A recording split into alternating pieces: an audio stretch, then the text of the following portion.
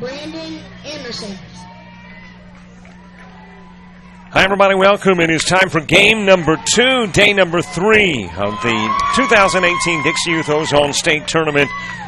Brendan Anderson stepping in, taking the first pitch from Trevor Carter, sends it into center field. Jamari Welch over to make the catch, and we are one pitch in, and there's one away. Spring Hill National and Sebring battling on the winner's side of the bracket. So it's not an elimination game. We've had one this morning that has seen East Lakeland eliminated, had one yesterday that saw Franklin County go. This one, though, won't send anybody home. Winner will advance on the winner's side. Loser will drop into the loser's bracket, but still have a chance to compete for a championship. Hunter Bishop taking a pitch outside from Trevor Carter. Let's get the lineup set for you. Spring Hill National starting off with Brendan Anderson. He hits in the 1 spot. Hunter Bishop is the 2-hitter. Justin Cesara is the 3-hitter. Caden Plummer batting in the 4 spot. It is rolled to second. Jaden Garrett Fields goes over to first and gets Bishop on the 4-3. 2 gone for Justin Cesara. Caden Plummer in the 4 spot. Joseph Rosa bats 5th. Ricky Ingley is the 6-hitter. Nathan Marsh in the 7 spot. Sean Keegan is the 8-hitter. Omario Morris is the 9 guy. Vinny Passarella batting in the 10 spot. Arlie Pupo bats 11th. And Brady Elkins in that 12 spot. Sebring's defense, Trevor Carter is on the hill. Behind the plate, Clayton Evans. The first baseman is Austin Joyner. At second, Jaden Garrett. Benny Bakar is at short. The third baseman, Rhett Vaughn. Cesara, a couple of pitches from Carter into the strike zone, 0-2. Chase 70 is in left. The center fielder is Jamari Welch. And Dalton Todd in right. That one is deposited into center field. And it becomes a 2-out single for Justin Cesara. So Spring Hill National gets a base runner on with 2 gone here in the top part of the first. It is warm, but not unusually so here in Sebring. July and temperatures in the lower 90s, not shabby. A little bit cloudy, a little more ominous as we get later on into the afternoon. And according to the iPhone weather app, possibility of rain around 3 o'clock this afternoon. If things go as planned, this one should be done by 3. Did have a 2-hour plus ball game. I guess it was on Saturday, but haven't had too many 2-hour games, period. Whether it's been Ozone, AAA, and certainly not in T-ball. 1 base runner aboard, 2 gone. Caden Plummer batting. Well, the iPhone weather app says now the rain holds off until 6. But again, I don't know if that's particularly good news. My iPhone weather app is wrong more often than right. But it says no rain until maybe 6 o'clock this evening. 2-1 on Plummer. Joseph Rosa moving to the on-deck circle. Carter's pitch fouled away. And the count will even up. Base runner at first is Cesara. Sebring, opening day of play, beating East Lakeland 8-0. Then yesterday, defeats Spring Hill American. Swing, a miss, and out will go Plummer. 4 go up, 3 go down, 1 base hit. Nobody scores in the top of the first. We are headed to the bottom of the inning. It's a scoreless game with Sebring coming to bat. We invite your support and contributions to the Dixie Youth Scholarship Fund. Offering financial assistance to hundreds of former players was not accomplished easily. Funds for these scholarships came from many sources, including donations. We ask you to consider making a contribution and by doing so, help more graduates from Dixie Youth Leagues to continue their education. All money collected for the Scholarship Fund is given for scholarships. No funds are kept for administrative purposes. If you would be interested in knowing more about the scholarship program, contact one of the officials at this tournament. They will provide information and explain what to do. On behalf of those who have received scholarships in the past years, may we express our appreciation for your support of the scholarship program. Thanks to you, it's working. JockJive.com We are literally taking the world by storm. Last year, more than 3,000 cities worldwide turned into our coverage of football, baseball, softball, basketball, volleyball. From T-ball to the NCAA Division I athletics, Jock Jive crews have traveled this nation to provide you the finest in sports coverage. So the next time you need the spotlight clearing on your sports venture, think JockJive.com. Maybe not the only internet sports channel, but the best one.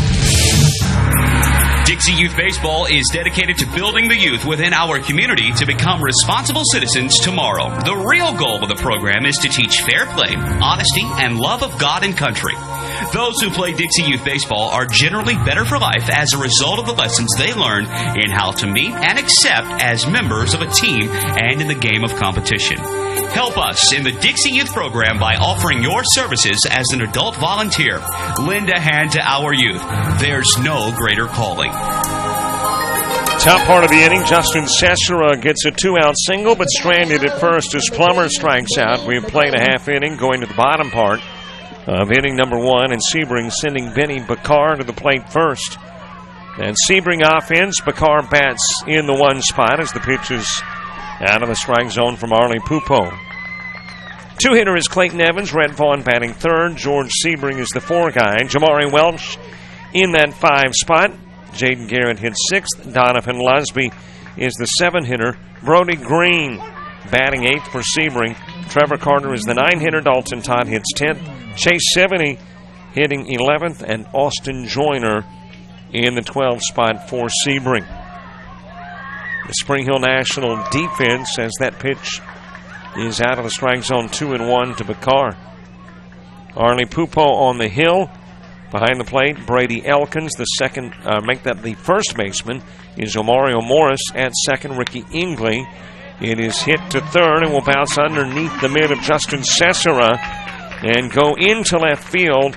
A Benny Bakar base hit has got Sebring in business here in the bottom of the 1st.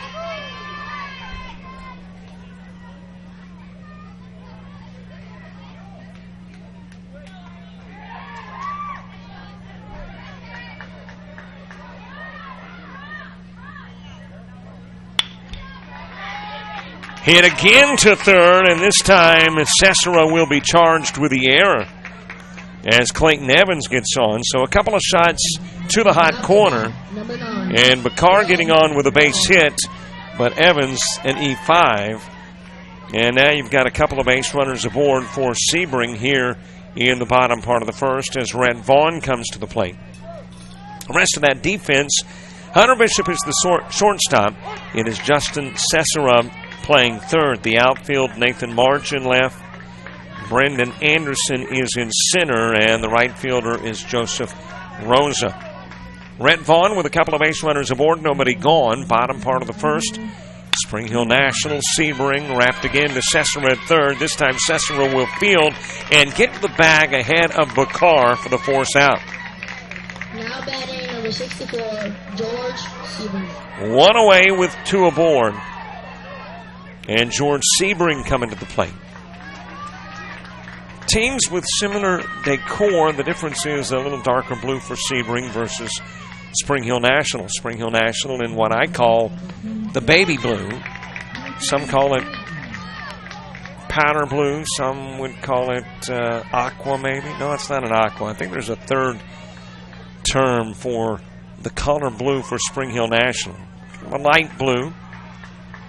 And then more of a royal blue for Sebring. And speaking of Sebring delivering into left field, and then it travels between the legs of Marsh. In to score is Evans. In to score is Vaughn. Sebring at 2nd. So a base hit and an E7. The base hit produces 1 RBI. The error gets the other run in. And Sebring with a 2-zip advantage. And the base runner at 2nd for Jamari Welch. 1 away, bottom part of inning number 1. After the top part of the inning. Well, Columbia blue is the other color. Thank you very much, my shouter-outer. Well, I knew there was a 3rd blue that referenced this really light blue color of Spring Hill National. And I knew I could count on our audience to enlighten me on the other. And that will get a piece of Welch. So Poupeau getting the foot of Welch. And he is on over at first. Now to bat. And Jaden Garrett come to the plate. So you've got the Columbia blue, the white trousers, the blue pinstripe down the side for Spring Hill National. You've got the royal blue with some white splashed in, white trousers, royal blue pinstripe down the side of the trousers for Sebring. All white numbers and lettering for Sebring, black numbers and lettering, or a very dark blue bordered in white for Spring Hill National. Garrett pushing the bunt down the first base line, and everybody is safe. Coming from behind the plate to field is Brady Elkins, but did not make a throw. So it hit the foot of the hitter coming out of the box, so he is out, and he was in fair territory. Got a great crew up here, by the way, keeping me enlightened as to everything that happens. And so Garrett, when he came out of the box, it looked like from this vantage point he had laid down the bunt. But instead, he was in fair territory and then stepped into the bunt. So interference will create the out. Runners will have to stay put.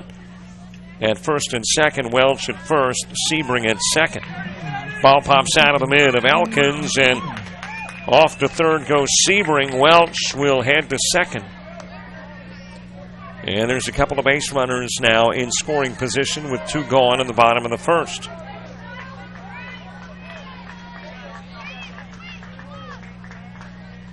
Donovan Lusby, an opportunity to drive in a pair of runs. Takes a pitch inside from Poupeau. Brody Green moves to the on-deck circle. We'll get your shout-outs in, by the way, in the second inning. But if you want to go ahead and start sending them in, 334-488-1385 outside with a pitch to Lusby. And it is 3-0.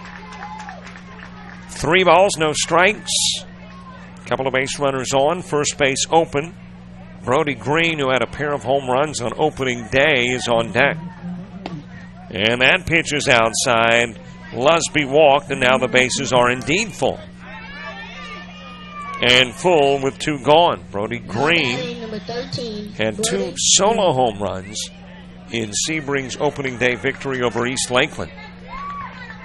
Now has the bases loaded in the bottom of the first. Reaches out, pokes it high into the air. Cesara going into foul territory from third to make the catch, and the damage is minimal. Couple of runs will plate. Bases are left loaded. It's a 2-zip ball game. Sebring leads it as we go to the Spring Hill National second. What makes Dixie Youth Baseball different? Well, one good rule is required participation. During the local season, every player on every team is required to play in every game. And all tournament players are required to bat at least once in every game. It's not a perfect rule, but it's much more than most youth baseball organizations do. And it allows each baseball player to be an active participant. Just being a part of each win or loss means so much to the child. They just want to belong. And Dixie Youth Baseball sees to it that they do by making this a regular rule. We think this is a step in the right direction, the child's direction. Here are some things you may not know about Jock Jive. We're one of the nation's premier sports production companies. From audio only to full-scale video productions, we can do it all. Our list of clients is continuing to grow and includes the Southwestern Athletic Conference, Gulf South Conference, NJCAA, Georgia Collegiate Athletic Association, Alabama Community College Conference, Perfect Game, Great American Rivalries, youth sports like Dixie, American Legion, Babe Ruth, plus a litany of high schools, junior colleges, and more. We've worked with names I bet you recognize, like Johnny Manziel, Trent Dilfer, Doug Williams, Monty Coleman, and more. And we travel to practically every part of the country, from New York to California, Florida to Minnesota, and everywhere in between. Here's another thing you may not know. We are ready to come to work for you. That's right, we have a package to fit practically every budget. Just go to jockjive.com and contact us to get international coverage for your next sporting event. Your athletes deserve the best. They deserve Jock Jive. We head to the top of the second. Joseph Rosa starting things off for Spring Hill National. Ricky Engley, Nathan Marsh due up in the inning too. Sebring plating a couple of runs in the bottom of the first. It was a single by George Sebring bringing in the first run, an error brings in Rhett Vaughn. And it's a 2-zip Sebring advantage as we get to the second. Neither team with a blemish on their mark in tournament play, so both teams will advance beyond Monday. They'll be playing on Tuesday. Question is, will you be playing in the winner's bracket or the loser's bracket? Into the strike zone, DeRosa. Ricky Ingley, Nathan Marsh coming up. Here's the shout-out number, 334-488-1385. 334-488-1385. And here's what we're looking for in the shout-out. In a concise capsule, who you're shouting to, where you're shouting from, and who is the shouter. So I guess it's the shouter, the shoutee, and location you're shouting. 334-488-1385. Count even at 2 on Rosa. Couple of balls, couple of strikes on the left-hander. The righty, Trevor Carter, back onto the bump, ready to deliver. And it will go just a smidge outside. Whatever a smidge is, that was it. Just barely missed the outside part of the plate. Payoff pitch from Carter. Goes high, and the walk is issued to Rosa. So Spring Hill National will get their leadoff hitter aboard in the second. And Ricky Ingley comes to the plate with one on. 6-inning game unless. And that unless would be maybe a mercy rule after 3, 4, or 5. Or if the game's all tied up after 6, we go more. They went more in AAA a few moments ago between Sebring and Bartow, a game that went 8. So of the games played in this state tournament, 3 have gone extras. We've had 1 here in Ozone, and there's been 2 in AAA. And almost had an extra inning T-ball game today. Avon Park and Hardy were tied at 24 with 2 outs before Avon Park scored the 25th run in the 6th to keep that one from going extras.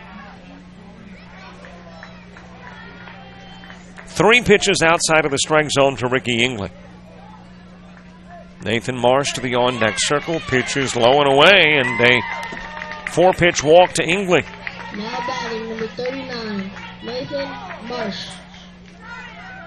So a couple of base runners on for Nathan Marsh. Sean Keegan moves to the on-deck circle. Benny Bakar coming to the bump to have a brief conversation with Carter. Just a word of encouragement. Carter steps back up onto the hill. A couple of base runners on. Tying run aboard here in the top of the second. And whatever Bakar said apparently helped. Carter delivering into the strike zone after sending 5 in a row outside. And it is 0-1 on Marsh. Spring Hill National getting a base hit in the first. They've got a base hit here in the second. Marsh delivering into left field. And Spring Hill has loaded them all up in the top of the second. Now batting number 52, Sean. And the bases are full with nobody out. And Sean Keegan will come to the plate. With Mario Morris moving to the on-deck circle, Spring Hill National now with the tying run at second. The go-ahead run at first. Bases loaded. As Spring Hill National has matched what Sebring did in the bottom part of the first. Put somebody at every base. Carter, the right-hander, comes set, a swing and a miss by Keegan.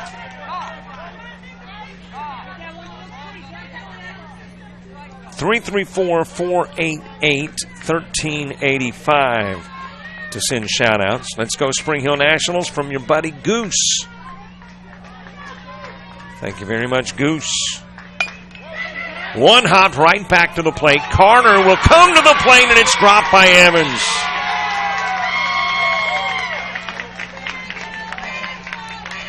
So the error at the plate brings in Rosa and leaves the bases loaded. And now that tying run at third. And Evans summons to a meeting on the mound. As coach comes out of the dugout and brings in the infield and asks for Evans as well. It is a 2-1 game as Keegan hit it right back up the middle, kind of a soft hopper into the mitt of Carter. Carter with plenty of time to get it to Evans in a toss that was about chest high, but Evans probably thinking about, well, what do I do next? Where do I go next? And just that momentary lapse of focus, ball pops out of the mitt. It is hit to short by Morris. Bakar coming home. That is an out. And Evans said, do it to me once, shame on me. But this time he says, I got it, you're out, and there's one away with the bases still full. So Morris will hit into the 6-2. That gets Ingwe off the base path. Marsh at third, Keegan at second. Morris is the base runner at first. Now batting number 22. Into the strike zone to Vinny Passarella.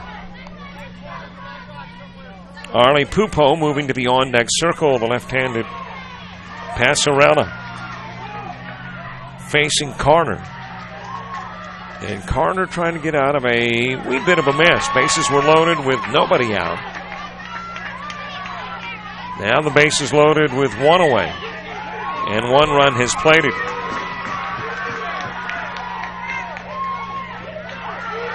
"92 degrees will be the high today. The rain, as I mentioned, supposed to hold on. Passarella fouls it off. Let's just hope Mother Nature knows that the rain is supposed to hold off. Go Trevor Carter, love Mom. Thanks, Mom. Omario, you got this from Dad, listening from North Dakota. Thanks so much to Dad up in the Dakotas. Pitch is inside on Passarella. Got a feeling it's a little cooler in North Dakota than it is in South Florida. Shout out to Trevor Carter from his mama who is listening to Jock Jive at work. Wish I could be there, bud. Love you. I'm glad you can listen to the game. Keep up with Trevor. What's happening between Spring Hill National and Sebring? We're in the top of the second. In a 2-1 game, tying run is at third. That's Nathan Marsh. Go-ahead run is at second.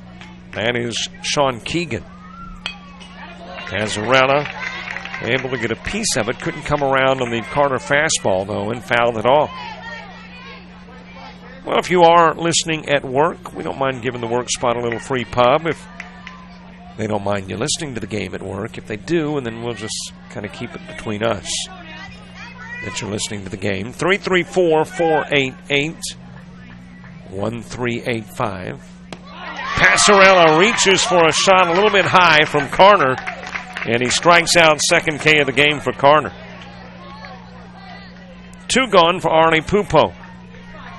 Now batting number 11, Arlie Pupo. Brady Elkins moving to the on-deck circle.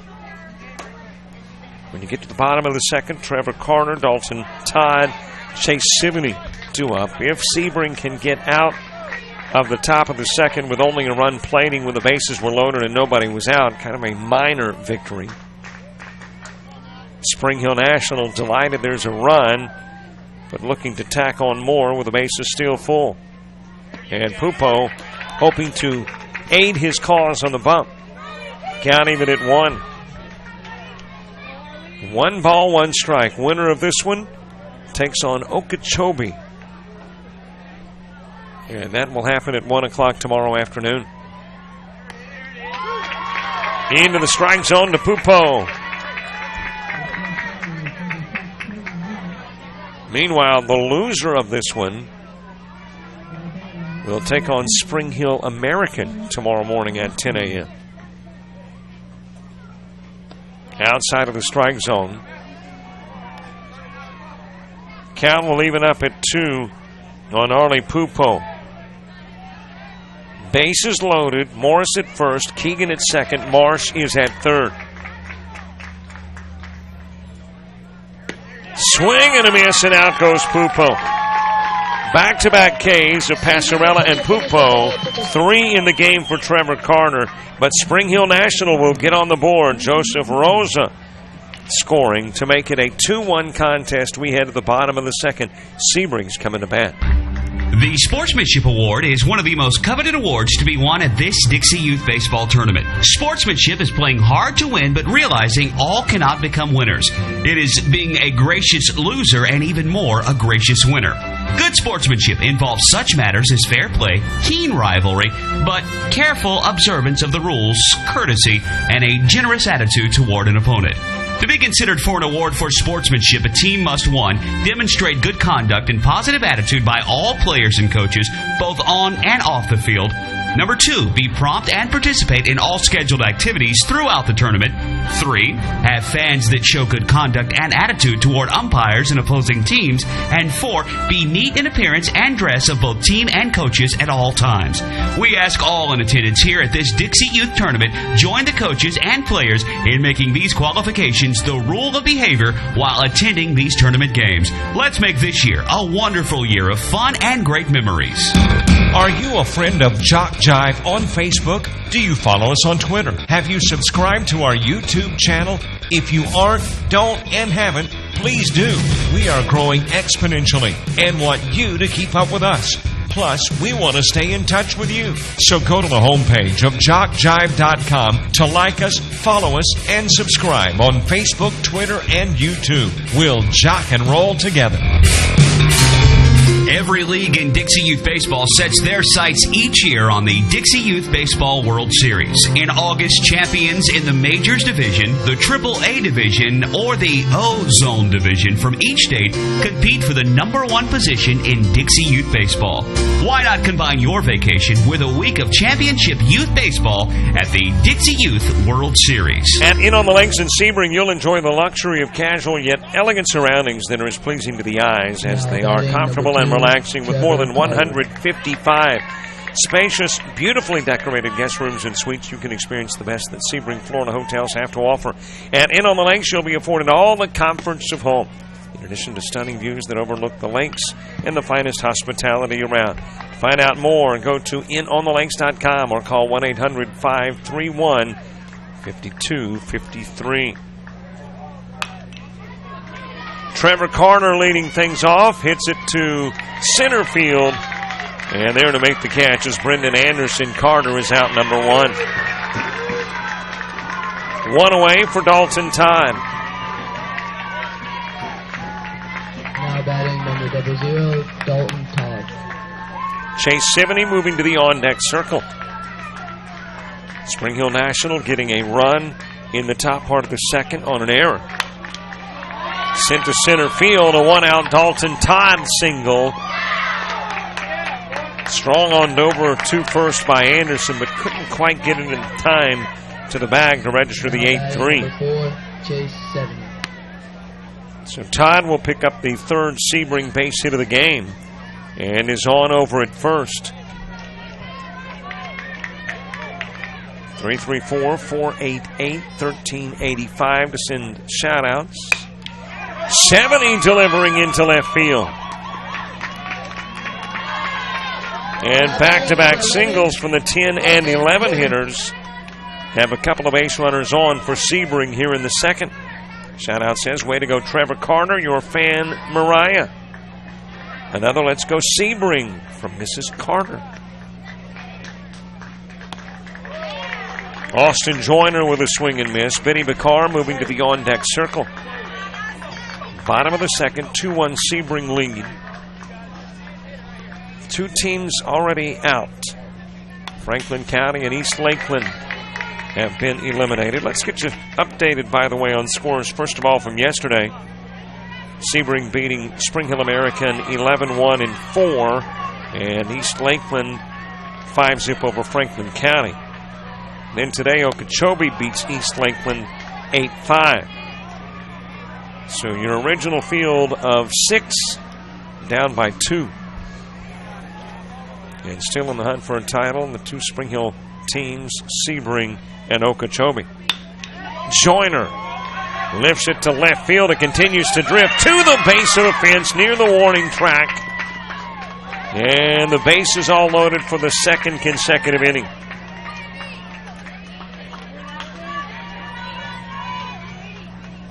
That looked routine to begin with, but just continued to carry for Joyner. And winds up at the base of the fence and loads things up for the top of the order, Benny Bakar. AAA baseball yesterday. Hardy beat San Antonio. Mariana 6-3 over Sebring. Holmes County defeats Bartow 15-8. West Volusia defeating Snead 7-6. And Spring Hill National over Franklin County 6-2. A little bit behind Bakar with a pitch, staying put at third. He is tied, so 70 at second and Joyner at first. Have to wait on Todd to see what they will do. Today's baseball in AA, Sebring in an 8-inning game beating Bartow 8-7. And San Antonio defeats Okeechobee 8-2. Bartow and Okeechobee out. Franklin and Sneads left yesterday in AA. And in T-ball baseball a day ago, DeSoto beats Sebring 29-5. Okeechobee over Avon Park 32-16. Pitch outside to Bakar. Runs the count to 3-1. Hardy defeating San Antonio 32-21. West Volusia over West Seminole 28-7. Yesterday, San Antonio and West Seminole exited T-ball. Fluttered over towards 70, able to reach up and pluck it from the sky. Gets the out, 2 gone. Nice play by Cesara at third. Now batting number 23, Clayton Evans. And there's 2 gone with the bases still loaded, and Clayton Evans coming to the plate. Evans reached on an error and scored a run back in the first. Here's the Pupo pitch. It is outside. T-ball today. What a game between Avon Park and Hardy. It goes to the 6th. And with 2 gone and just a little shy of extra innings, Avon Park wins it 25-24. High fly ball, center field. Looks like there's room. There is on the warning track. Brendan Anderson making the catch. And for the second consecutive inning, Sebring will lead 3 on. 6 stranded through a couple of innings for Sebring. We go to the third. Still 2-1. Sebring, Spring Hill National. Sending the bottom and the top of the order to the plate when we come back. What makes Dixie Youth Baseball different? Well, one good rule is required participation. During the local season, every player on every team is required to play in every game. And all tournament players are required to bat at least once in every game. It's not a perfect rule, but it's much more than most youth baseball organizations do. And it allows each baseball player to be an active participant. Just being a part of each win or loss means so much to the child. They just want to belong. And Dixie Youth Baseball sees to it that they do, by making this a regular rule. We think this is a step in the right direction, the child's direction. JockJive.com. We are literally taking the world by storm. Last year, more than 3,000 cities worldwide turned into our coverage of football, baseball, softball, basketball, volleyball. From T-ball to the NCAA Division I athletics, Jock Jive crews have traveled this nation to provide you the finest in sports coverage. So the next time you need the spotlight clearing on your sports venture, think JockJive.com. Maybe not the only internet sports channel, but the best one. Dixie Youth Baseball fans, did you know that in this season there were $72,000 scholarships awarded to deserving high school seniors throughout the 11 states in which Dixie Youth Baseball is played? Dixie Youth Baseball has now given over $1,240,000 to former Dixie Youth players in scholarships. Any high school senior who has played Dixie Youth Baseball is eligible to apply for a scholarship. The Dixie Youth Scholarship Program, just one of the good things that are a part of this program. Hey, business owners, looking for a way to reach and rock your potential customer base into checking out your products and services? Then you need to advertise on JockJive.com. We broadcast hundreds of sporting events annually all over the country. Football, baseball, basketball, softball, it's all right here. Whether live or archived, it's on JockJive. Reach the masses. Call 334-488-1385 or email info@JockJive.com. Bottom of the order in the top of the third. Brady Elkins starting things off for Spring Hill National, but he will not face Trevor Carter, which his 11 teammates did. Carter is pulled after a couple of innings. George Sebring, the new pitcher for Sebring. Carter works 2 innings, faces 11, strikes out 3, gives up a couple of walks, a couple of hits, and a run. And that run was Joseph Rosa coming in on the air at home plate. Brady Elkins. Brady Elkins starting things off for Spring Hill National in a 2-1 game. Well, I got you caught up on scores. Let's take a look at who's playing as we speak. Of course, in this one, you got Spring Hill National and Sebring. Elkins taking the first pitch, and he will foul it out of play. AAA at this moment. West Volusia taking on Spring Hill. It is a Spring Hill National squad in AAA. And a panhandle matchup here in the central to southern part of the state, Marietta and Holmes. Jason Thompson with coverage of the West Volusia Spring Hill National game. Art Schindel with Marietta and Holmes County. And then in T-ball, West Volusia and Sebring. And Mike Rideout with coverage of that one. One more game to go in T-ball. Day done after this round of games for AAA and Ozone. But in T-ball, Brooksville and DeSoto at 2 o'clock this afternoon.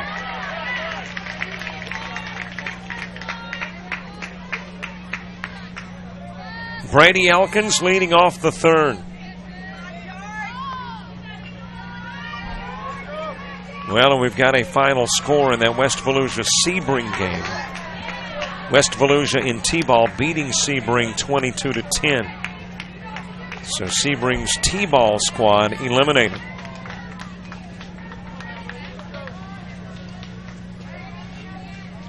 Payoff pitch, Elkins towards right. That will drop in as a base hit. And lead off on, tying run aboard in the third for Spring Hill National as the 12-hitter Elkins delivers and gets on over at first. Back to the top of the order we go. Brendan Anderson coming to the plate.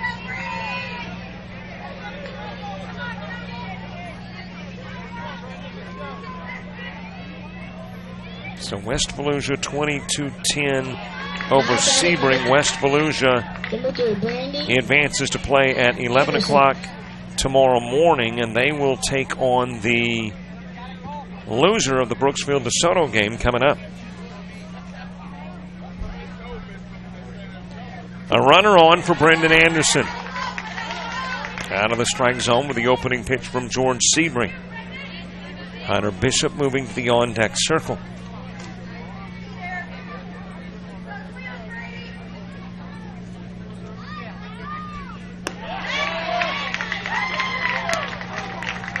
Another pitch missing. And it is 3-0. So the fourth team eliminated in T-ball. San Antonio, West Seminole, Hardy, and Sebring go. Strike delivered to Anderson.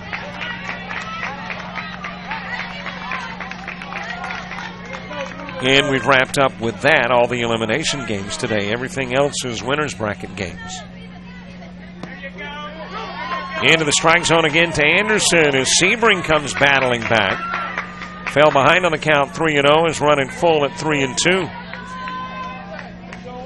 Elkins the base runner, nobody out, top of the third. Here's the Sebring pitch, reaching out to poke it foul is Anderson.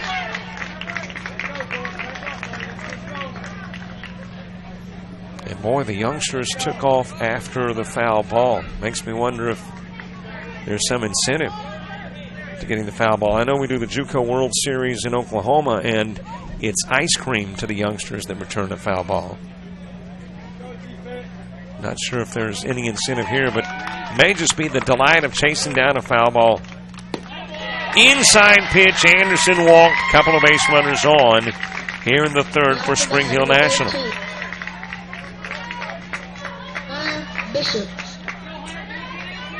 Hunter Bishop hit into the 4-3 in the first, comes to the plate with 2 on here in the third. Justin Cesara moving to the on-deck circle.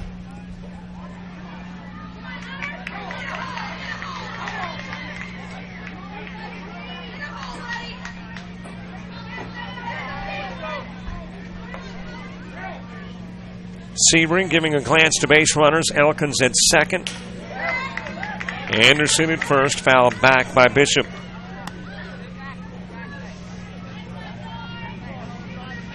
Couple of games tomorrow in Ozone. And then maybe the championship at 10 a.m. Definitely a championship on Wednesday. Might be the 10 a.m. game. Could be the if game at 2. Bishop wraps it in the direction of right, but in foul territory and out of play. Big hats off to all the folks here in Sebring. Great job always of hosting. Fields are in great shape. Crews get them ready quickly. Up here in the box, great hospitality. Scorekeeper, pitch count guy. The cool dude guy on the PA and the man bun guy doing the pitch count. I don't have first names or last names, but great job here in the box. And, of course, Lindsay keeping the scores. Fielded at second by Garrett. Goes over to first. Gets the out there. Runners will advance, so it is the equivalent of a sacrifice, the 4-3 that got Bishop.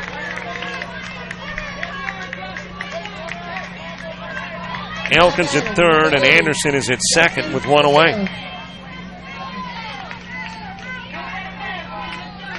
Justin Cesara trying to drive in not only the tying but the go-ahead run. Has a couple of base runners in scoring position. Cesara has already produced a base hit. It was a 2-out single in the first, but he was left on at first. Swings and misses there. Came in on him a little bit, unanticipated. And then trying to pull that swing in rather than extend the arms. 0-1. Caden Plummer to the on-deck circle. Sebring trying to catch the outside part of the plate. Misses. It's even at 1.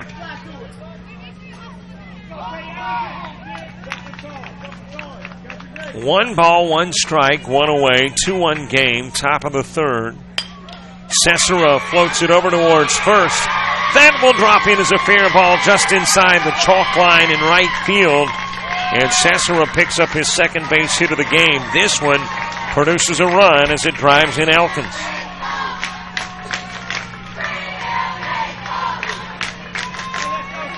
Anderson will go to third. There are runners on the corners in a 2-2 game. Caden Plummer next. Into the strike zone to Plummer. Cesara takes off for second on the pitch. And he is now in scoring position as well. Spring Hill National trying to take their first lead of the game here in the top of the third.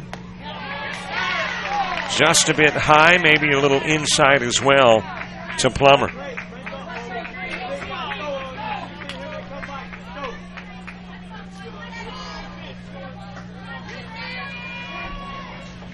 Cesara at second. Anderson is at third. Pitch on the corner. And it's a 2-strike count on Plummer. Plummer struck out in the first, batting here in the third. Both teams have been stranding runners. Sebring's already left 6 on. Spring Hill National's already left 4 on. It is hit to Picard at short. He will go to first and get the out there. And now Spring Hill has 2 gone, but another run in as Anderson scores. So Plummer picks up the RBI.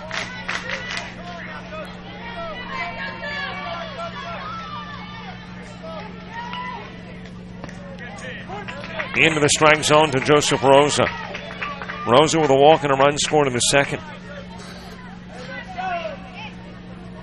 Cesara at third. Ricky Ingley is on deck. George Sebring trying to get his squad out of the top of the third. It is scooped up by Vaughn at third. He goes over to first, able to get the throw there in time to get Rosa on the 5-3, leaving Cesara on, but a couple of runs will plate.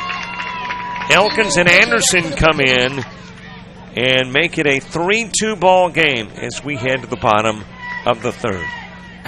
What makes Dixie Youth Baseball different? Well, one good rule is required participation. During the local season, every player on every team is required to play in every game, and all tournament players are required to bat at least once in every game.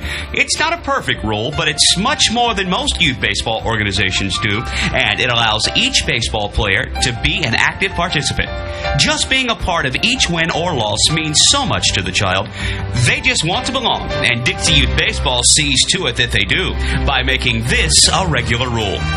We think this is a step in the right direction, the child's direction. Are you a friend of Jock Jive on Facebook? Do you follow us on Twitter? Have you subscribed to our YouTube channel? If you aren't, don't, and haven't, please do. We are growing exponentially and want you to keep up with us. Plus, we want to stay in touch with you. So go to the homepage of jockjive.com to like us, follow us, and subscribe on Facebook, Twitter, and YouTube. We'll jock and roll together. Are you aware of the scholarship program available to participants in Dixie Youth Baseball? Hundreds of men and women have won scholarships and used them to help pay for their education after graduating from high school. 70 $2,000 scholarships were given away this year. To apply for a scholarship, you must be a senior in high school, complete the application, and mail it by March 1st to be considered for one of these awards. If you played Dixie Youth Baseball in past years and you will be a senior in high school next year, we encourage you to think about this opportunity. Many are glad they did. If you're looking for class and comfort all rolled up into one luxurious but affordable package, then you'll want to stay at the Residence Inn by Marriott, located on Tubbs Road in Sebring. They are near everything that makes a stay convenient and enjoyable. Their service is second to none, and the Residence Inn is staffed by people who genuinely care about the youth of our community and aren't afraid to show it. The Residence Inn in Sebring. Come take up residence with us. Bottom of the third, the lead has changed hands. Spring Hill National with a couple of runs in the top of the third, taking their first lead of the game, a 3-2 advantage. Sebring, who is, I mentioned previously, has stranded runners, 3 in each inning. As Red Vaughn coming to the plate to begin things, he skies the first Pupo pitch to center field, drifting back onto the grass is Ricky Ingley from second. He will make the catch, and Vaughn is out number 1. One gone for George Sebring. Sebring has singled, driven in a run. He's advanced on an error. Takes the first pitch and sends it foul. Jamari Welch moving to the on-deck circle. Bottom of the third, 3-2 Spring Hill National. The winners got Okeechobee tomorrow at 1. Inside pitch to even the count at 1.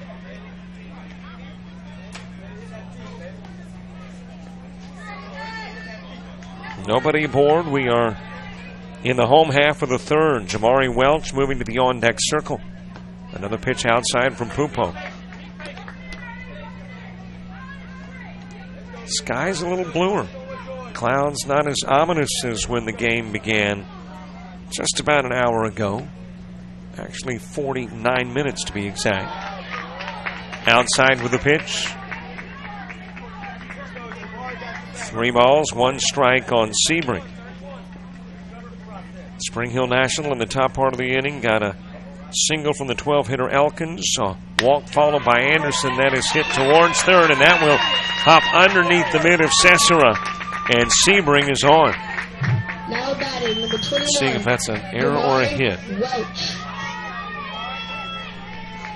Going to charge, or credit rather, George Sebring with a base hit. So it is Sebring that gets on. It traveled underneath the mid of Cesara at third, but Cesara trying to backhand and just could not get the mitt down. Runner goes on the pitch. Sebring's got the stolen base. He's in scoring position.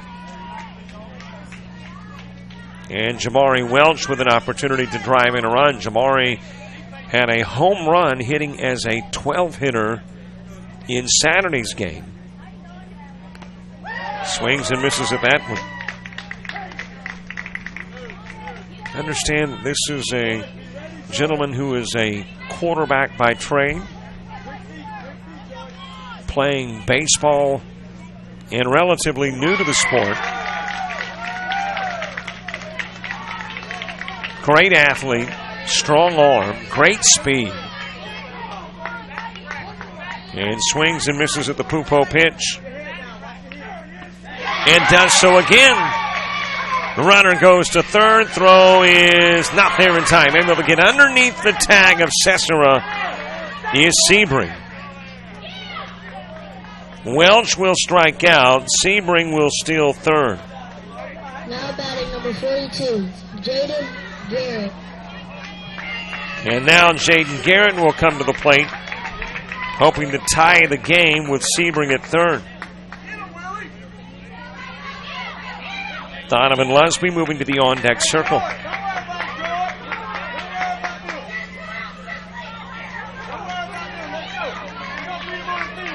Right-hander steps in, Garrett. Left-hander steps up, Pupo. Pitcher versus hitter here in the bottom part of the third with the tying run at third. Pitches outside to Jaden Garrett.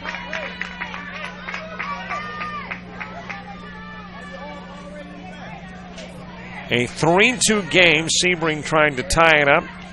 Spring Hill National trying to get to the fourth with that one-run lead. It is rocketed towards third, but foul by Garrett.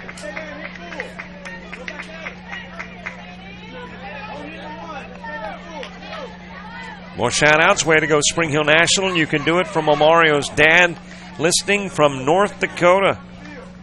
Thanks so much for listening there in North Dakota. 4 states I have not been to, and North Dakota is one of the 4. Maybe we will get up that way and cover some baseball. Garrett to Cesara, and he drops it at third. The error brings in Sebring, and this game is tied.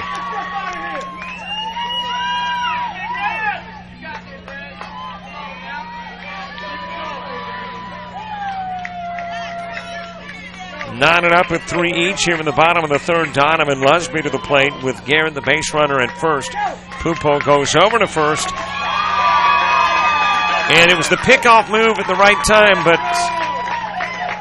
you just can't underestimate what speed will do for you. Garrett, great wheels. And Steele winds up stealing second easily. And now in scoring position for Lusby, who sends it foul over towards the dugout at third. Brody Green moves to the on-deck circle. So the Spring Hill lead short-lived. It lasts from the top to the bottom of the third. Sebring trying to reclaim the advantage, and it looks like we've got us a dandy, a seesaw affair between these two teams in the winner's bracket.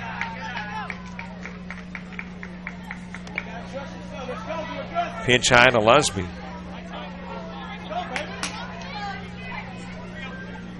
Garrett at second in a 3-3 game here in the bottom of the third. Outside with a pitch. Garrett takes off for third. He's there safely. Throw winds up in left field. Garrett hops up and comes home.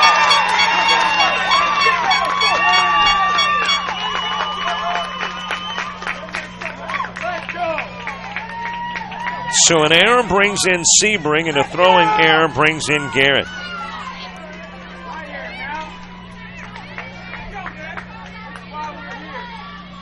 And Sebring will take the one-run lead here in the bottom of the third. Donovan Lusby fouling off the pitch.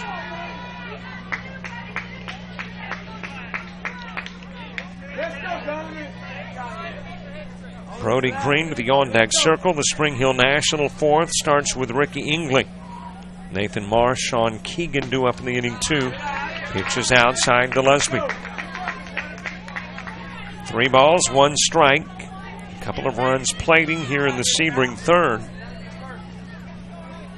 And they have reclaimed the lead.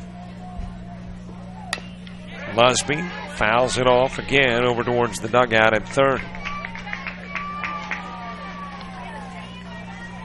And don't forget, if you want a download of any game this week, only $5. Email info@jockjive.com. Info@jockjive.com. Tell us what games you want. We'll send an electronic invoice that allows you to pay by debit or credit card. And the games will be on their way to you. A walk is issued to Donovan Lusby. Now to bat. Number 13, Green. For Pupo, that is walk number 2. And walking to the mound is coach to have a conversation with Pupo and ask the infield to come in and talk too. Lusby on over at first. Brody Green coming to the plate. As Sebring reclaims the lead here in the bottom of the third. Got another request, by the way. Actually, maybe 3 more technically. Follow us on Twitter, Facebook, and subscribe to our YouTube channel. At Jock Jive on Twitter, Jock Jive Sports on Facebook, and Jock Jive on YouTube. And yes, we do have a goal. Want 11,000 likes on Facebook. We're about 120 away. Hopefully by the end of the tournament. So if you haven't followed us, please do. And you know how the social media thing works. Green delivers into left field. And a couple of base runners on for Sebring. So Brody Green now 1 for 2. Over at first, Lusby at second. Trevor Carter coming to the plate.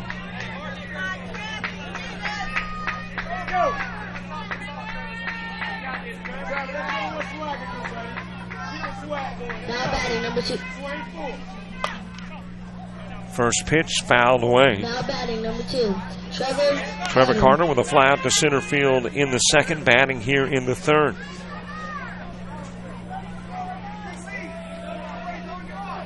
One base hit, 2 errors. Nothing to contribute to 2 runs. Swing and a miss. Pupo completely fooled Carter.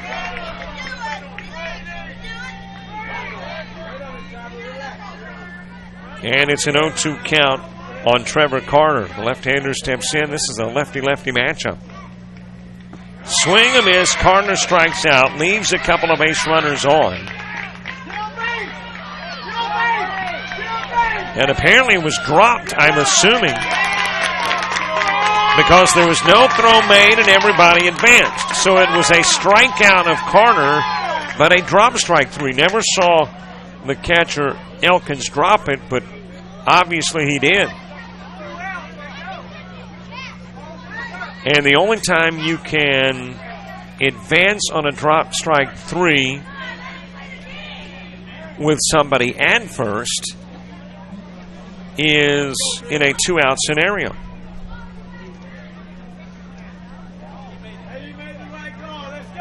So, able to get on over at first is Carter.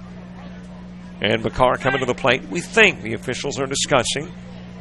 Spring Hill National coach out to talk with, we typically call them blue, but they're wearing yellow today. But having a conversation with the umpire. And now they have indicated everybody is safe. So it is a drop strike 3 that gets Carter on. Lusby to third, Green to second.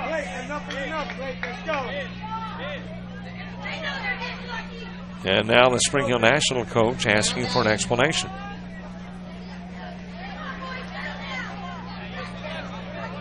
Bases are loaded for the 3rd consecutive inning for Sebring.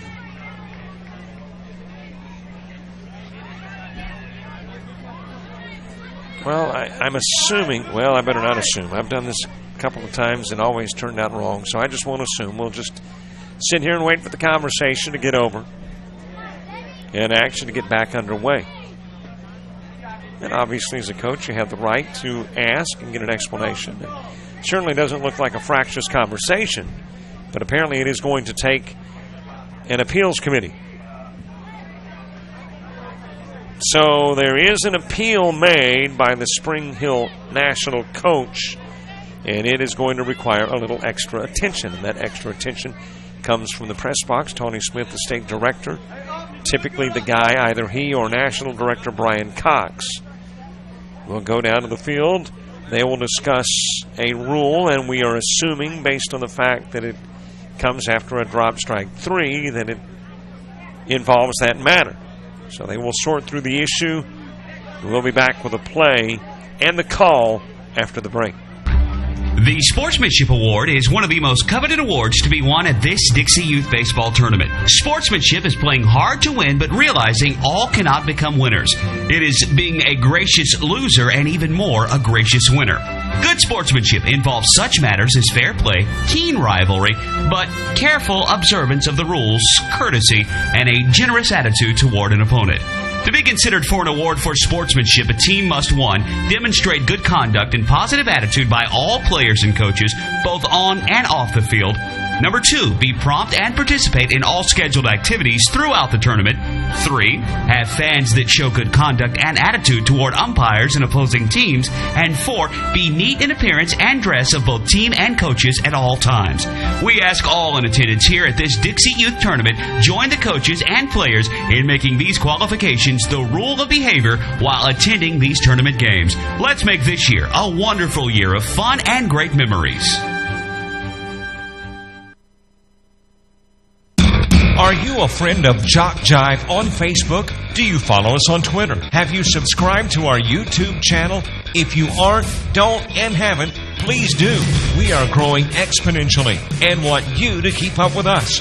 Plus, we want to stay in touch with you. So go to the homepage of jockjive.com to like us, follow us, and subscribe on Facebook, Twitter, and YouTube. We'll jock and roll together. We invite your support and contributions to the Dixie Youth Scholarship Fund. Offering financial assistance to hundreds of former players was not accomplished easily. Funds for these scholarships came from many sources, including donations. We ask you to consider making a contribution and, by doing so, help more graduates from Dixie Youth Leagues to continue their education. All money collected for the Scholarship Fund is given for scholarships.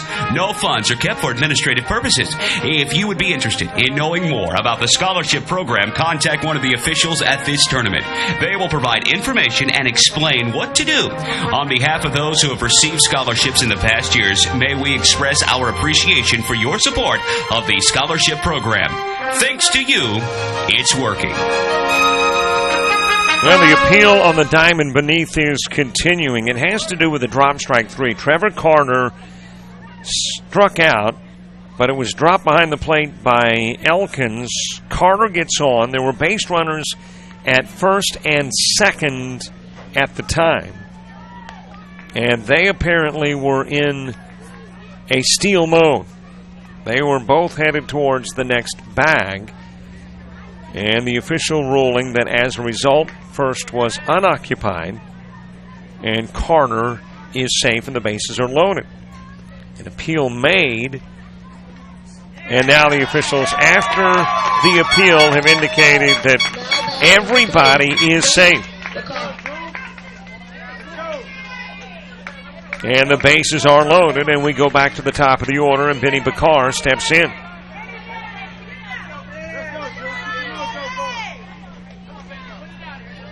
Bakar has singled, he's popped out. So everybody has gone through the process. The appeal has been made, and the appeal, in essence, denied. And the bases are loaded with Lusby at third, Green at second, Carter at first. And Pupo will try to get Spring Hill National out of the bottom of the third by taking on Bakar. Bakar will try to get more runs on the board for Sebring. And will also try to do what has not been done thus far, and that's get out of the inning with somebody off the base path. It's always been loaded. It is rolled to second, and there is the out. Picking up as Ingley steps on the bag, gets the out. That is the third consecutive inning. Sebring has left the bases loaded. 9 stranded through 3 for Sebring as we go to the fourth. And ironically, the guy that made the out, Ricky Ingley, coming to the plate to begin things offensively for Spring Hill National in the fourth.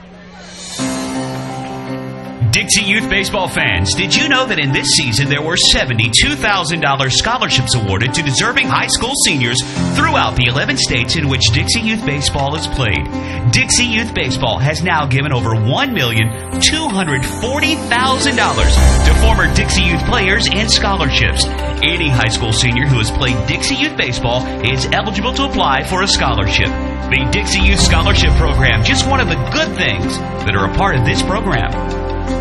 Here are some things you may not know about Jock Jive. We're one of the nation's premier sports production companies. From audio only to full-scale video productions, we can do it all. Our list of clients is continuing to grow and includes the Southwestern Athletic Conference, Gulf South Conference, NJCAA, Georgia Collegiate Athletic Association, Alabama Community College Conference, Perfect Game, Great American Rivalries, youth sports like Dixie, American Legion, Babe Ruth, plus a litany of high schools, junior colleges, and more. We've worked with names I bet you recognize, like Johnny Manziel, Trent Dilfer, Doug Williams, Monty Coleman, and more. And we travel to practically every part of the country, from New York to California, Florida to Minnesota, and everywhere in between. Here's another thing you may not know. We are ready to come to work for you. That's right, we have a package to fit practically every budget. Just go to jockjive.com and contact us to get international coverage for your next sporting event. Your athletes deserve the best. They deserve Jock Jive. Dixie Youth Baseball fans, did you know that in this season there were $72,000 scholarships awarded to deserving high school seniors throughout the 11 states in which Dixie Youth Baseball is played? Dixie Youth Baseball has now given over $1,240,000 to former Dixie Youth players and scholarships. Any high school senior who has played Dixie Youth Baseball is eligible to apply for a scholarship. The Dixie Youth Scholarship Program, just one of the good things that are a part of this program. Sebring leaving the bases loaded in the bottom of the third for the third consecutive inning. Your line score, 7 hits, 1 error, 9 stranded by Sebring, plating 4. Spring Hill National, 3 hits, 4 errors. They have left 5 on and have scored 3. Ricky Ingley, who walked in the second, batting in the fourth, hits it to Vaughn at third, pumps, fires over to first, and gets the out of Ingley on the 5-3. 1 down for Nathan Marsh. Sean Keegan moves to the on-deck circle. Last Ozone game of the day. 1 of 2. The opening game was a victory for Okeechobee. 8-5 over East Lakeland. Nathan Marsh had a single in the second, batting in the fourth with nobody on and 1 away.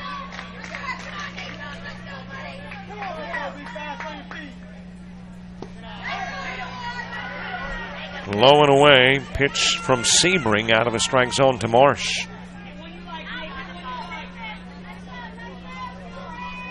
Couple of pitches missing. 2-0. Marsh awaits Sebring, second pitcher of the afternoon for Sebring, delivering too far inside. And it is 3-0.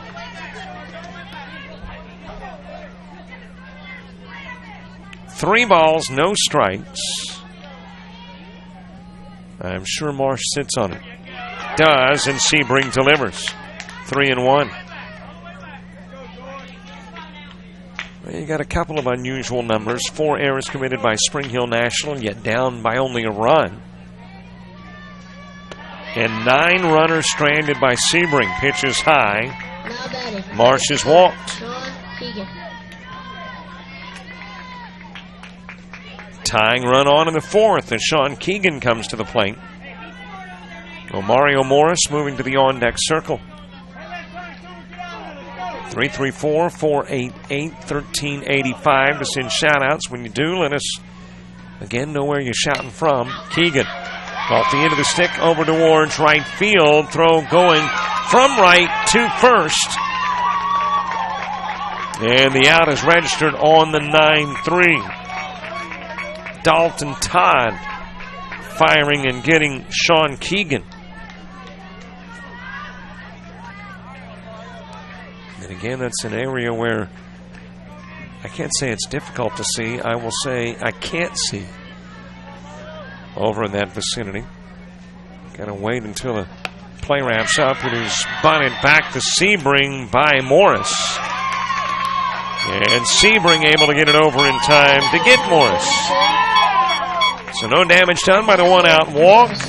One runner stranded. Nobody scores in the top part of the fourth. We head to the bottom part of the inning. Top of the order coming to the plate for Sebring in a 4-3 contest. The Sportsmanship Award is one of the most coveted awards to be won at this Dixie Youth Baseball Tournament. Sportsmanship is playing hard to win, but realizing all cannot become winners. It is being a gracious loser and even more a gracious winner. Good sportsmanship involves such matters as fair play, keen rivalry, but careful observance of the rules, courtesy, and a generous attitude toward an opponent.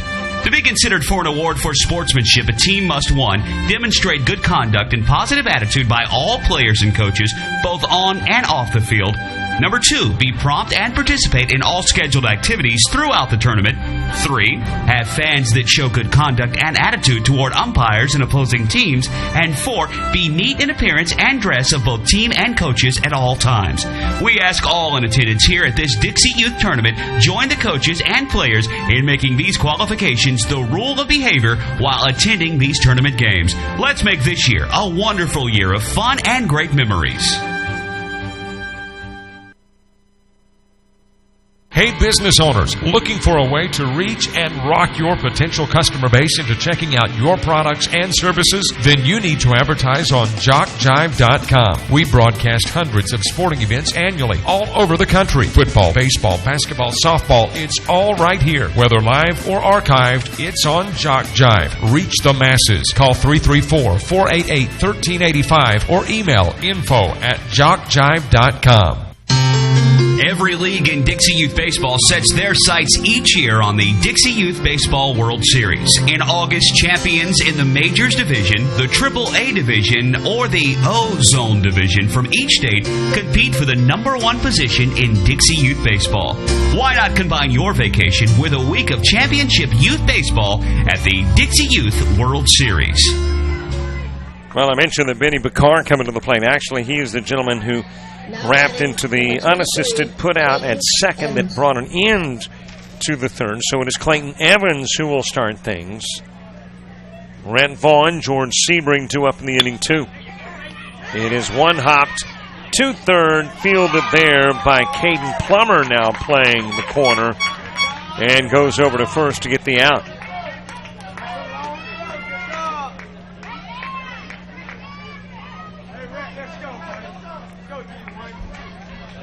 Rhett Vaughn to the plate. Now batting number 9, Rhett Vaughn.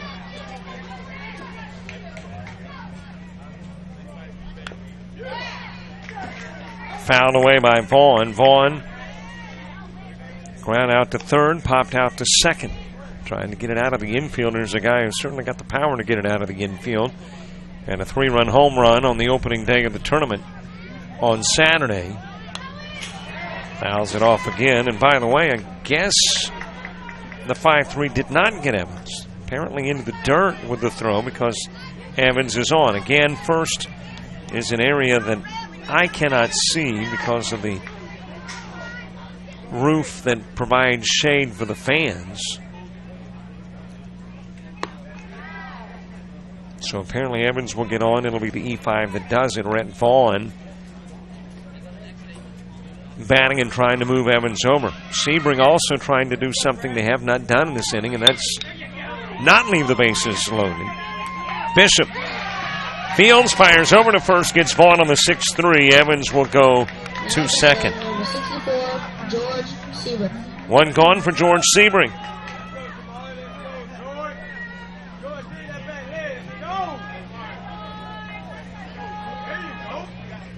Got a final in AAA. 5 innings. Spring Hill National beats West Volusia 11-1. So West Volusia is eliminated, and Spring Hill National will play on in AAA baseball.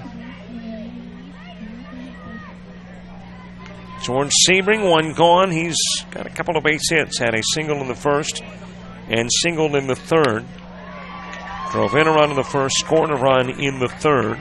Stole a couple of bases. It's been a busy day for Sebring. got up onto the hill when Trevor Carter came out after 2 innings of work.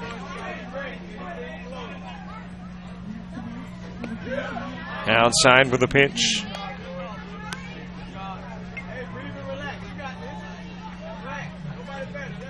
Jamari Welch moving to the on-deck circle. Welch continues to move up in that batting order. Started in the 12th spot, went to about the 8th. Now batting in the 5 as Sebring swings and misses. And it is Jamari Welch coming to the plate with 2 gone.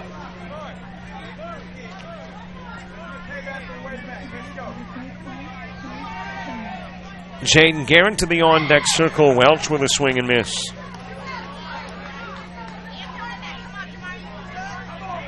Welch hit by a pitch in the first, struck out in the 3rd.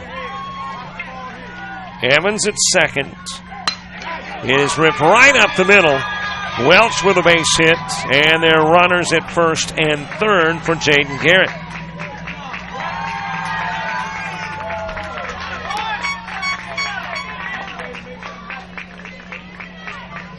Now batting number 42, Jaden Garrett. Jaden Garrett. Batter's interference in the first, and then reached on an error and scored a run in the 3rd. Donovan Lusby to the on-deck circle. Top of the order in the top of the 5th for Spring Hill National. Brendan Anderson will start things off. First pitch steal by Welch. He's now at second. And a couple of RBI opportunities for Garrett as the pitch is inside.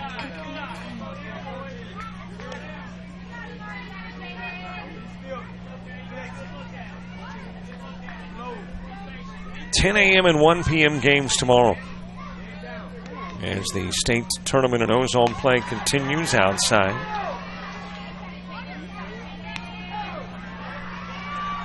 Three balls, no strikes on Garrett. Donovan Lusby to the on-deck circle.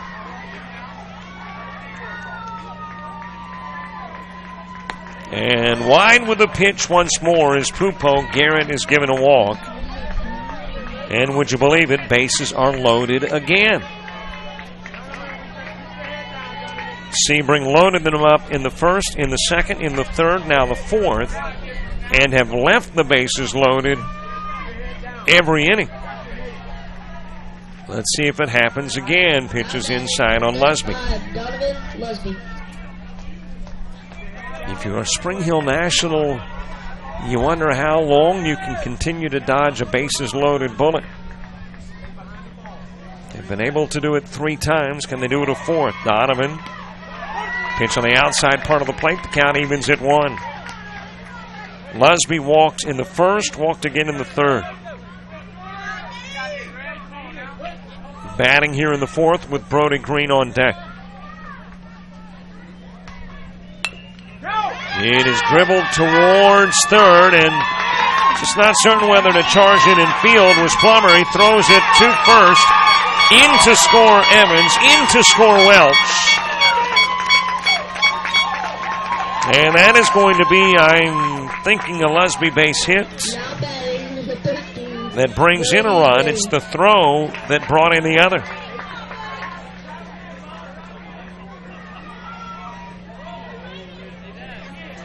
And a couple of runs will plate with runners on the corners where you could just see the indecisiveness on the part of Plummer at third. He just wasn't sure whether to field or whether to let Pupo do it. Pupo had come off the mound and was running towards third. And they both just made a way towards the ball and then both backed up. And it turns into a pair of runs scoring for Sebring. Strike delivered on the outside part of the plate to Brody Green. Trevor Carter moving to the on-deck circle. Sebring taking their largest lead of the game in the 4th off the end of the stick over towards first. Morris will field, go over to the bag, get Green on the unassisted putout. Leaving a couple of base runners on, but 2 come in and score. Sebring taking a 6-3 lead into the 5th.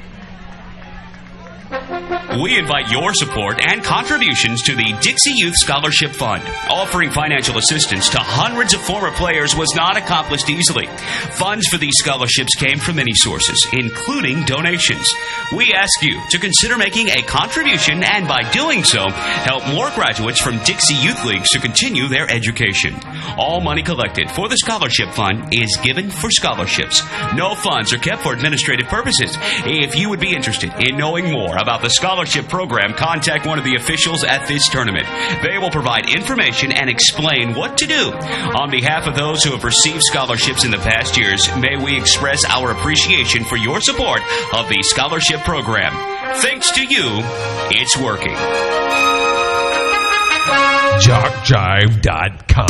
We are literally taking the world by storm. Last year, more than 3,000 cities worldwide turned into our coverage of football, baseball, softball, basketball, volleyball. From T-ball to the NCAA Division I athletics, Jock Jive crews have traveled this nation to provide you the finest in sports coverage. So the next time you need the spotlight glaring on your sports venture, think JockJive.com. Maybe not the only internet sports channel, but the best one.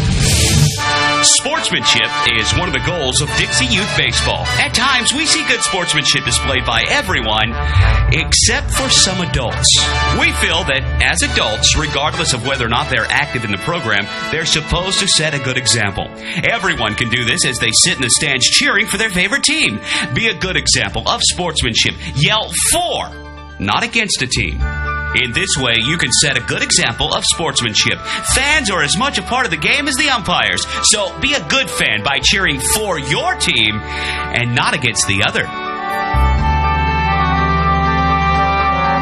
Hey, business owners, looking for a way to reach and rock your potential customer base into checking out your products and services? Then you need to advertise on JockJive.com. We broadcast hundreds of sporting events annually all over the country. Football, baseball, basketball, softball, it's all right here. Whether live or archived, it's on JockJive. Reach the masses. Call 334-488-1385 or email info@JockJive.com. Top of the fifth, top of the order, Brendan Anderson starting things off for Spring Hill National. Hunter Bishop, Justin Cesara due up in the inning two. Sebring will leave 2 on in the fourth, have stranded 11, but most importantly for Sebring is the lead, and they've got it by 3. Shout out says, way to go Sebring, your fan Mariah. Thanks Mariah. Pitch is high to Anderson. Anderson has popped out to center field and walked. He scored a run as well. Spring Hill National batting here in the top part of the fifth. Into the strike zone to Anderson. And the count levels off at 1 each. 1 game done and 3 still going here on day number 3 of the state tournament.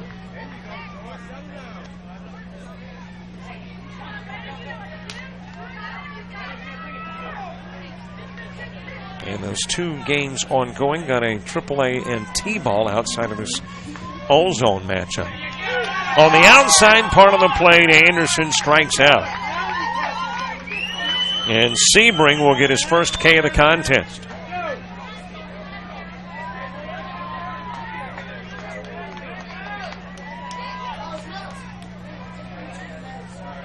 One gone for Hunter Bishop. Bishop a couple of trips to the plate, both ground outs to second. It's this one to short. Bakar plays that position so well. Fluid motion, able to get over field, fire, and get Bishop on the 6-3.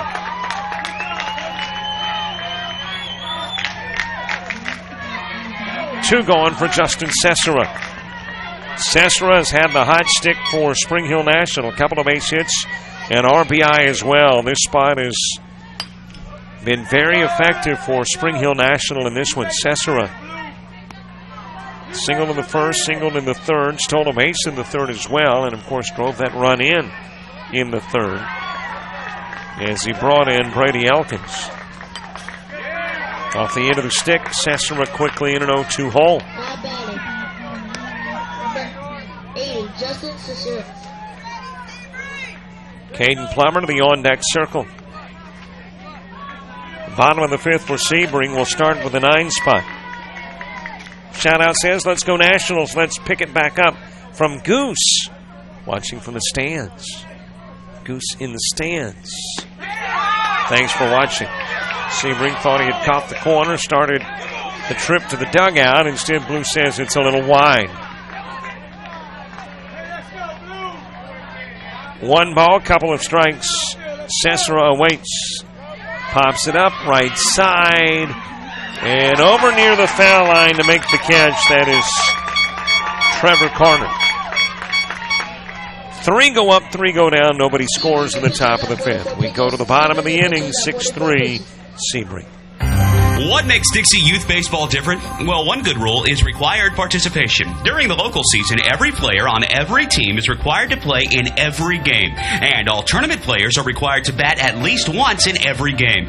It's not a perfect rule, but it's much more than most youth baseball organizations do. And it allows each baseball player to be an active participant. Just being a part of each win or loss means so much to the child. They just want to belong. And Dixie Youth Baseball sees to it that they do, by making this a regular rule. We think this is a step in the right direction, the child's direction.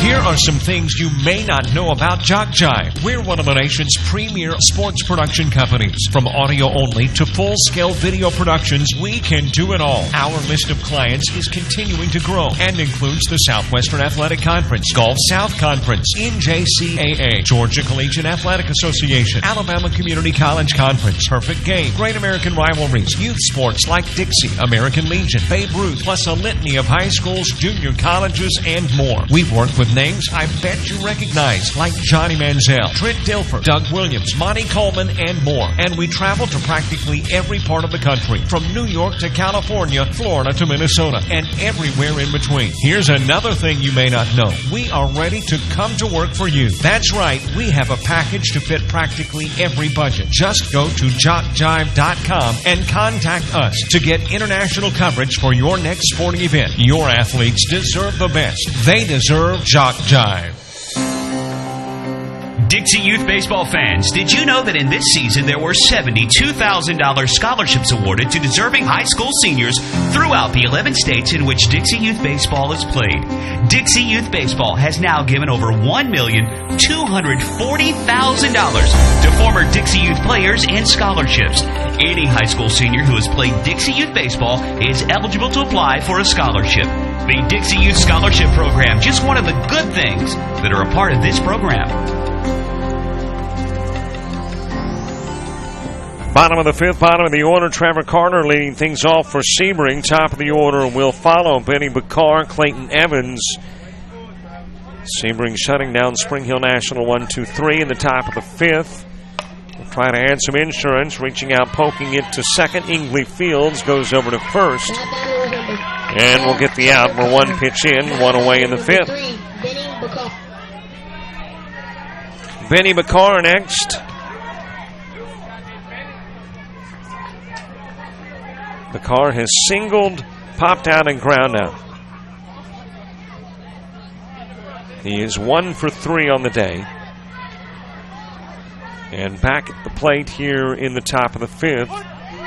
On the outside part of the plate from Pupo. Certainly not a game that is out of reach for Spring Hill National. Trying to shut down Sebring and go to the 6th and either tie or take the lead. It is bunted towards third. Pupo will field. He will fire over to first, not in time. A bunt single for Bakar. Sebring, on the other hand, would like to pile on the runs. Lead it by 3. Clayton Evans coming to the plate. And it looks like that's going to do it for Pupo. His tenure on the bump comes to an end, 1 out into the 5th. And there is a new Spring Hill National pitcher when we come back. We invite your support and contributions to the Dixie Youth Scholarship Fund. Offering financial assistance to hundreds of former players was not accomplished easily. Funds for these scholarships came from many sources, including donations. We ask you to consider making a contribution and by doing so, help more graduates from Dixie Youth Leagues to continue their education. All money collected for the Scholarship Fund is given for scholarships. No funds are kept for administrative purposes. If you would be interested in knowing more about the scholarship program, contact one of the officials at this tournament. They will provide information and explain what to do. On behalf of those who have received scholarships in the past years, may we express our appreciation for your support of the scholarship program. Thanks to you, it's working. Here are some things you may not know about Jock Jive. We're one of the nation's premier sports production companies. From audio only to full-scale video productions, we can do it all. Our list of clients is continuing to grow and includes the Southwestern Athletic Conference, Gulf South Conference, NJCAA, Georgia Collegiate Athletic Association, Alabama Community College Conference, Perfect Game, Great American Rivalries, youth sports like Dixie, American Legion, Babe Ruth, plus a litany of high schools, junior colleges, and more. We've worked with names I bet you recognize, like Johnny Manziel, Trent Dilfer, Doug Williams, Monty Coleman, and more. And we travel to practically every part of the country, from New York to California, Florida to Minnesota, and everywhere in between. Here's another thing you may not know. We are ready to come to work for you. That's right, we have a package to fit practically every budget. Just go to jockjive.com and contact us to get international coverage for your next sporting event. Your athletes deserve the best. They deserve Jock Jive. Sportsmanship is one of the goals of Dixie Youth Baseball. At times, we see good sportsmanship displayed by everyone, except for some adults. We feel that as adults, regardless of whether or not they're active in the program, they're supposed to set a good example. Everyone can do this as they sit in the stands cheering for their favorite team. Be a good example of sportsmanship. Yell for, not against a team. In this way, you can set a good example of sportsmanship. Fans are as much a part of the game as the umpires, so be a good fan by cheering for your team and not against the other. Ricky Ingley is the new pitcher for Spring Hill National. Arlie Pupo, a yeoman's task on the bump. He faced 31 in his 4 1/3 innings of work. Struck out 3, walked 3, gave up 10 hits. And leaves for Ingley. On the pitch, Bakar will steal, and now in scoring position is Bakar. Clayton Evans in the batter's box here in the bottom of the 5th.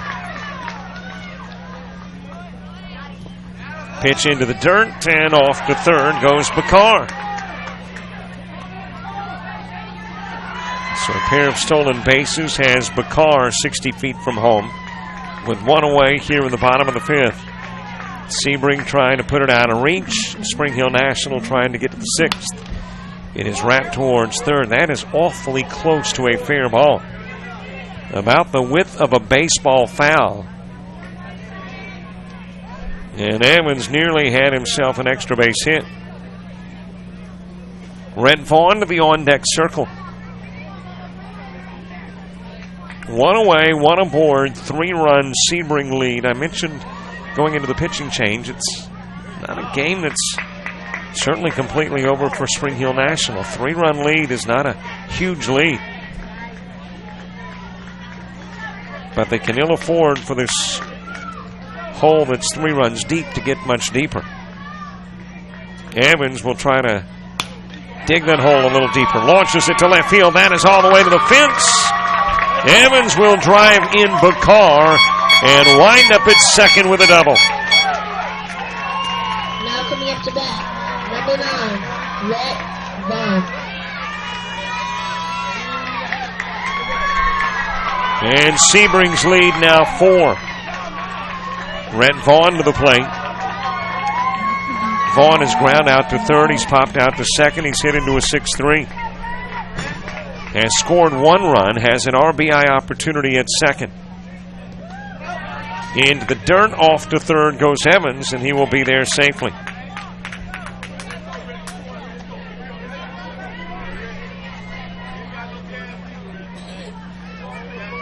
George Sebring has moved to the on-deck circle.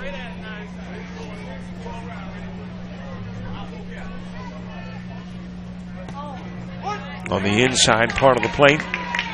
Count goes even at 1. A ball, a strike, and out. A base runner and a run. All here in the bottom part of the 5th for Sebring.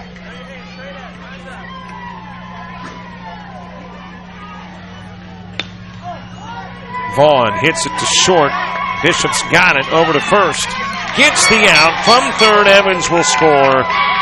Vaughn gets the RBI, but is out number 2. Now batting, number 64, George Sebring. So the base is cleared, 2 gone. George Sebring coming to the plate. Jamari Welch to the on-deck circle, and now an 8-3 contest. Caden Plummer, Joseph Rosa, Ricky Ingley in the 6th for Spring Hill National. Pitches inside on Sebring. Couple of singles and a strikeout. 2 for 3 is Sebring today. Has 1 RBI, 1 run scored, and 2 stolen bases.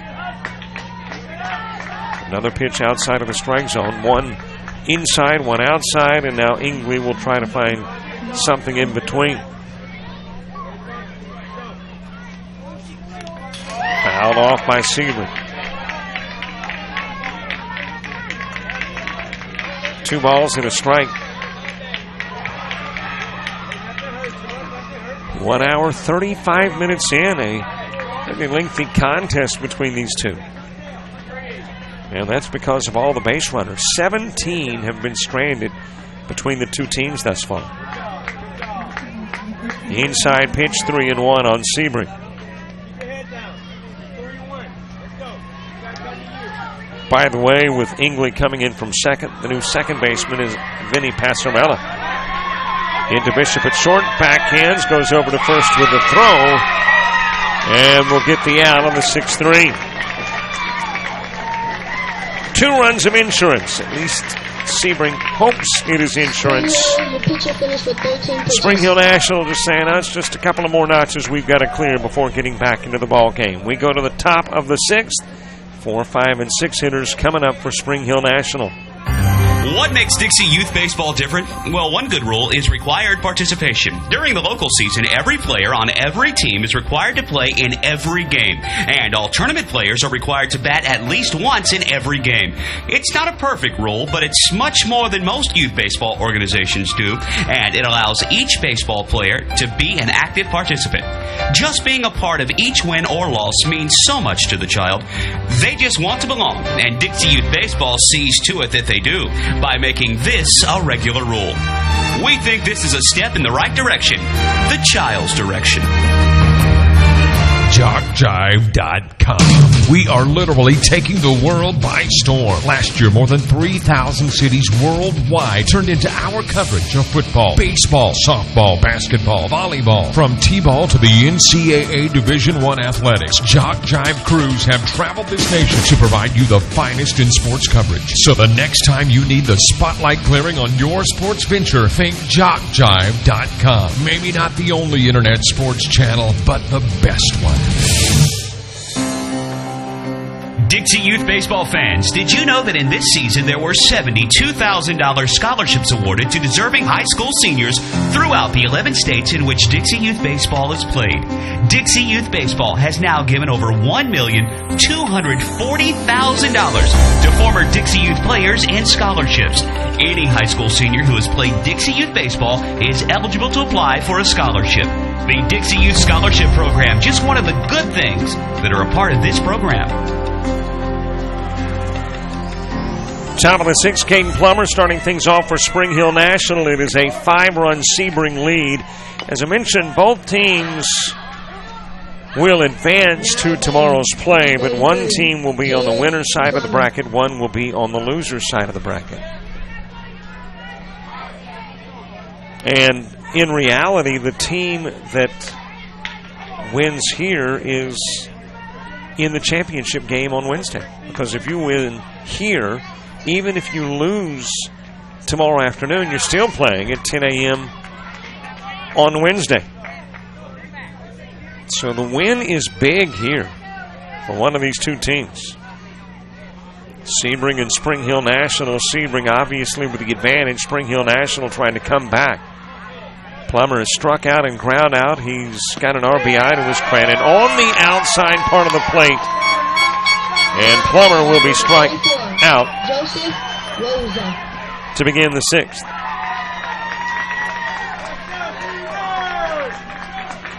And I guess they actually say he will be struck out. English, one of the many topics in school that I struggled with. So the strikeout of Plummer is out number 1. Joseph Rosa coming to the plate. He is walked and ground out. 0 for 2.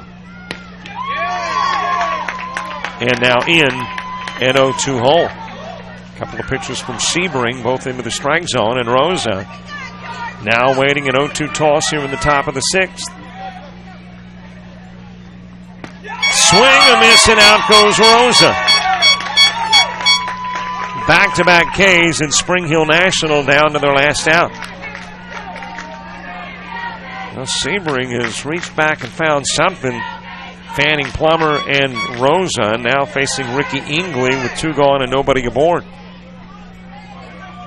So Sebring playing not only to advance to tomorrow's 1 o'clock game, but to advance to the championship,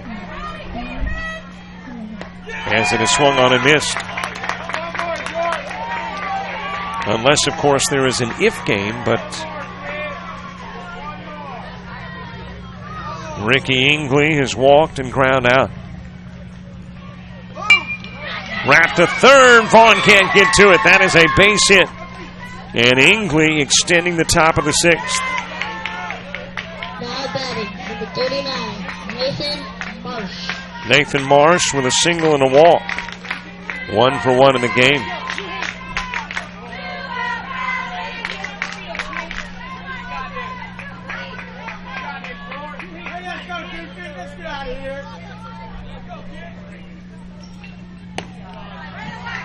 High with the pitch. Of course, I guess if you get to that 10 a.m. game, you are in the winner of this one. You're facing a team that's lost a game. So I guess I got to correct that in that if you do win, you're playing on Wednesday, but you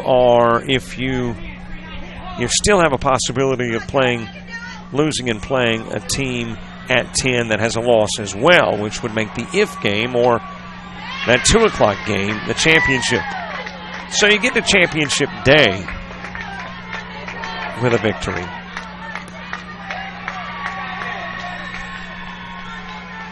But you may not necessarily be in the championship game. Qualify that. 3 pitches outside of the strike zone to Marsh. Sean Keegan. It is fouled off by Marsh.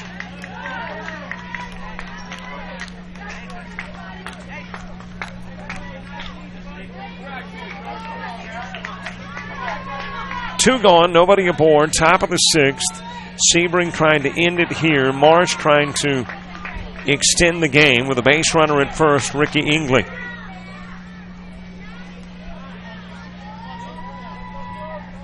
Sebring with a glance over the shoulder, pitches, catches the corner, and it is 3-2. So the count full on Marsh. Marsh singled in the 2nd, walked in the 4th.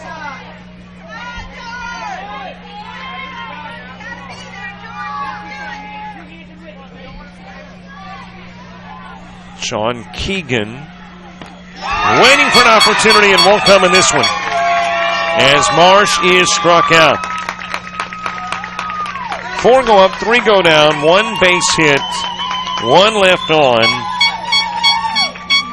Nobody scores in the top of the 6th, and Sebring will advance to tomorrow's play unbeaten.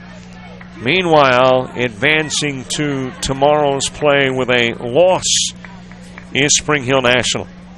As this one is final 8-3, 4 hits, 5 errors, 7 stranded. Spring Hill National plates a run in the 2nd, couple of runs in the 3rd. For Sebring, 11 hits, 1 error, 11 left on.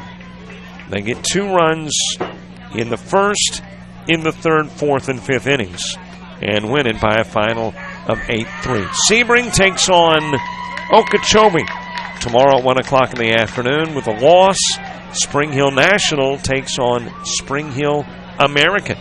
So an all Spring Hill elimination game tomorrow morning at 10. That should be a dandy. This one's over. Thanks for listening to the coverage. And thanks to all the folks up here in the box making it possible from a standpoint of keeping me straight as to what's happening, especially over at first. Dorian and Dalton and Lindsay keeping the score. Thanks to all the folks here with Dixie Youth Baseball. It's a final, and it's an 8-3 win. I'm Robert Williamson. So long for all of us with a quick reminder. $5 for a download of any game. Email info@jockjive.com. Follow us on Twitter, befriend us on Facebook, and subscribe to our YouTube channel. So long, everybody. Goes to Ollie